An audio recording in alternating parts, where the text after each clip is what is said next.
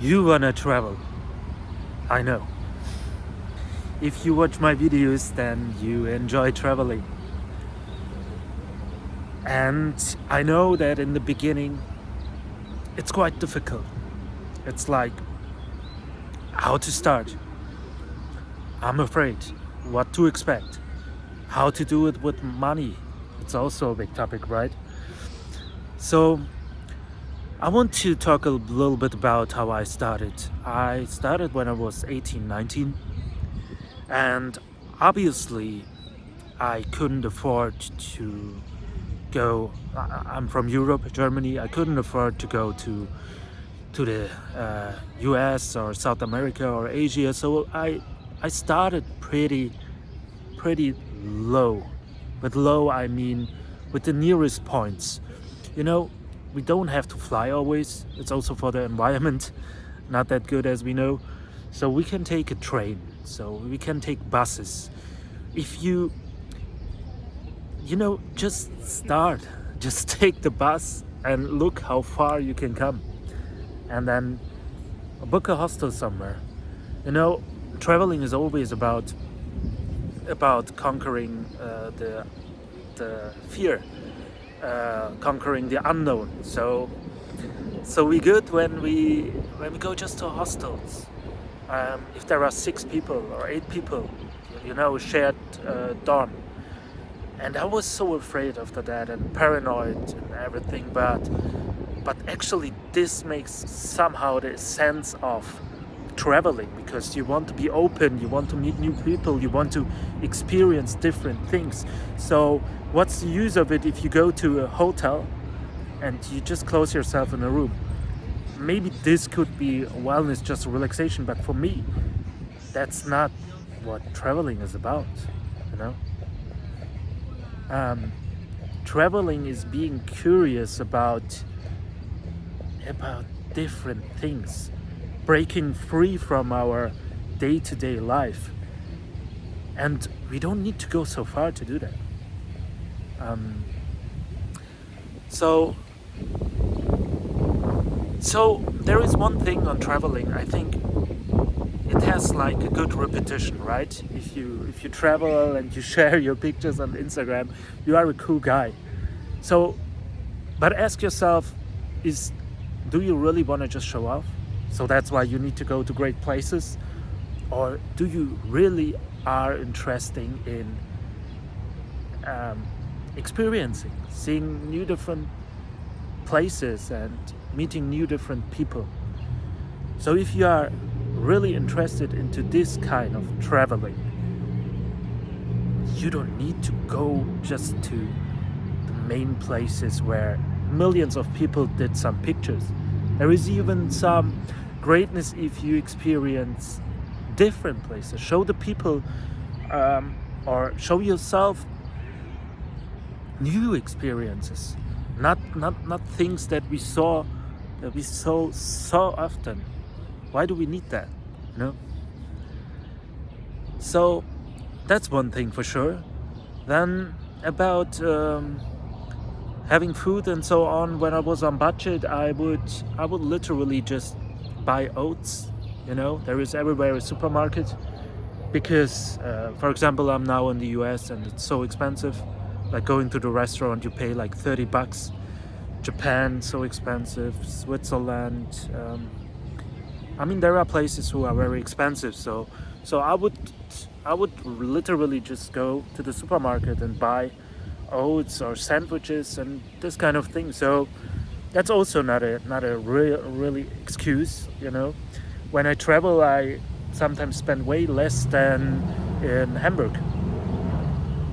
So that's one thing for sure. Then another thing is couch surfing. It's still so good because you are very often with locals, so they can show you in an authentic way the place that you went in. So it makes sense to do a couch surfing account. I had great experiences with that. And if you are afraid of that, people have already some reviews, so you can have a good feeling about that. If you are worried that something bad can happen. So read the reviews, and then you can feel good. And if you don't feel good, you will leave. It's also fine. Another thing I want to mention is workaway.info. It's beautiful.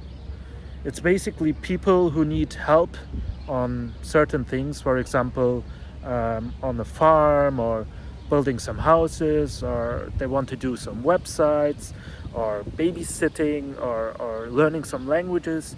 So they invite you to their place, you go there, and you help them out with the task, and you get for that accommodation and food, and that's beautiful.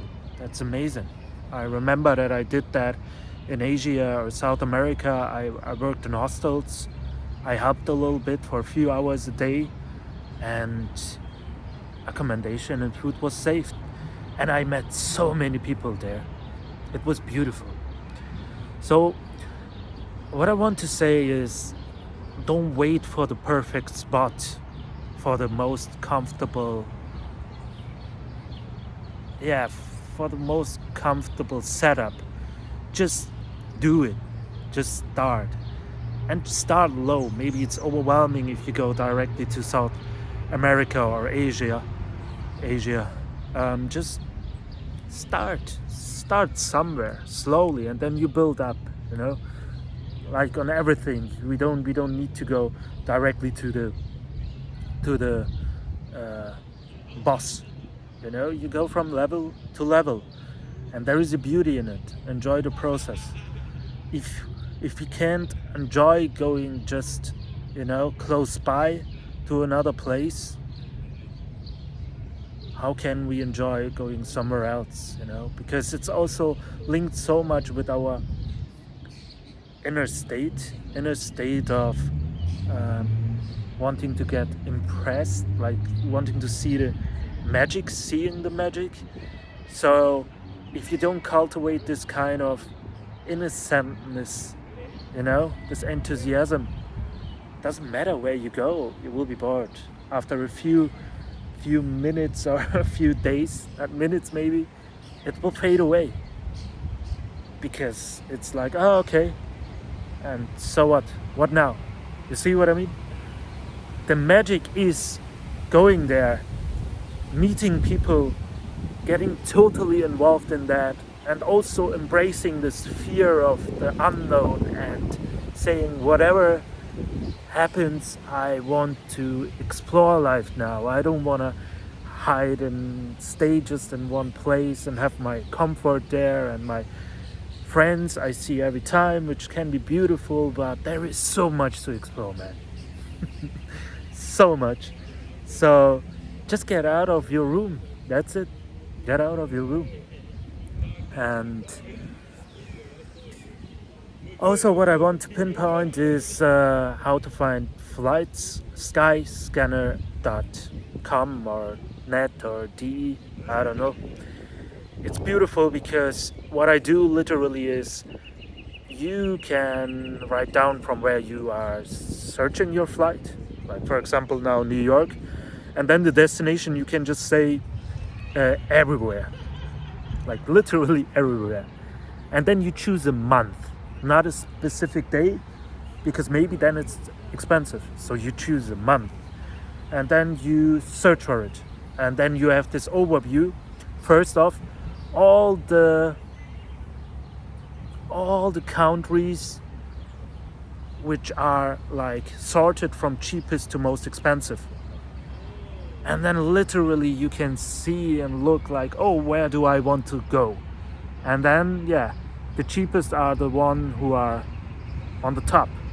And then you click on that, and then you have like a monthly view where you can, if you are flexible, pick the cheapest day. And then here we go. Like literally, I came from Berlin to New York for 160 bucks, 160 euro. That's nothing. And I always fly one-way ticket, with a one-way ticket, and then I decide, depending on the Skyscanner function, where to go next, or I meet great people who say like, you have to go there, and then if some people repeatedly say this place is amazing, then I'm like, okay, let's go there. So that's Skyscanner, beautiful app, beautiful website, highly recommended. And then there is blind booking, what I used when I was starting with my traveling. I know there is in Germany. I don't know if it's everywhere, but it's basically you have a pool of cities, like 20 cities in Europe, and then you pay like $30 and it's randomly picking you a city. That's also something I enjoyed a lot because it's like really exciting. You don't know where you will go. And if there are cities where you are like, no, I'm not interested in that at all, you can unclick them and then it's $5 more expensive. So that's also something I could highly recommend. Just taking the bike and driving a lot is also great. Walking a lot is also amazing, like the Jakobsweg, Santiago. I forgot the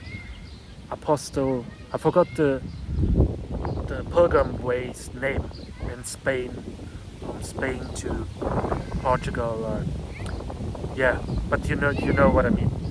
So it's about the adventure feeling. It's about embracing the unknown, way more than going to fancy places and show off. And this facing the unknown is not that expensive, so you can start today. That's it. Talk to you soon, and think about it. It's like I literally started a few weeks ago. I need support, so please write down what's your opinion on that, comment it, subscribe, and turn on the bell that you know if I have when I uploaded some new videos. That's it. Thank you.